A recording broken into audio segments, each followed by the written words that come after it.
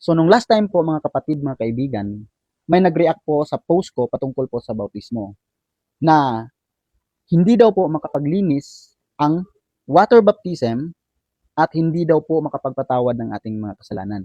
Ito po yung nag-comment sa atin na si Covenant of Christ Ministry International God's Temple. Sinabi niya, "No, you are wrong, brother. Water or water baptism cannot forgive our sins or wash our sins." Sasagutin po natin yan mga kapatid, mga kaibigan, ayon po sa nakasulat sa Biblia. Hindi ko po siya sasagutin patungkol po sa aking idea. Sasagutin ko po siya na nasusulat po sa Biblia. Ito po yung sabi ng Bible sa Book of Acts chapter 2 verse 38. It says, "Peter said to them, repent and be baptized every one of you in the name of Jesus Christ, so that your sins may be forgiven and you will receive the gift of the Holy Spirit."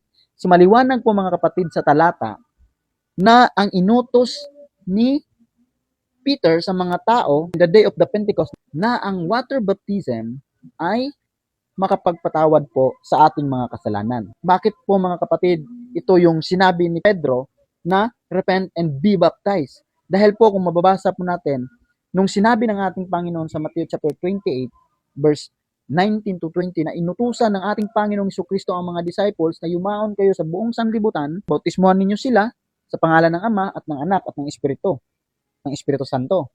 So maliwanag po mga kapatid na sinunod ni Pedro ang utos ng ating Panginoong Jesucristo na kailangan bautismuhan ang mga tao upang mapatawad ang kanilang mga kasalanan.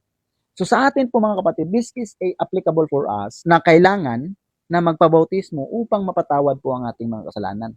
Yun po ang sagot sa isang reaction po patungkol po sa ating post na ang bautismo daw ay hindi makapagpatawad ng ating kasalanan. At ito na naman po yung isa, yung sinabi, baptism cannot wash our sins.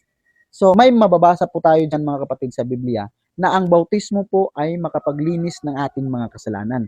Ito po yung sabi sa Book of Acts chapter 22 verse 16 na sinasabi. It says, "And now, why do you delay? Get up, be baptized, and have your sins washed away, calling on His name." So, maliwanag po sa Biblia na ang bautismo po ay makapaglinis po ng ating mga kasalanan. So, alam po natin mga kapatid, mga kaibigan, na alam po natin ang katotohanan at kailangan po natin malaman ng katotohanan na talagang ang bautismo po na kailangan po nating tanggapin at ati pong natanggap ay nakapaglilinis po ng ating mga kasalanan. Yung mga tao po mga kapatid na hindi po naniniwala na ang bautismo po ay makapaglinis ng ating mga kasalanan at hindi po sila naniniwala na ang bautismo po ay hindi makapagpatawad ng ating mga kasalanan, yan po ay mga maling turo.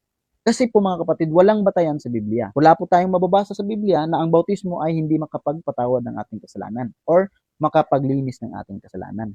So yung kanilang mga turo po mga kapatid, mga kaibigan, ay kasalungat po sa nasusulat dito sa Biblia.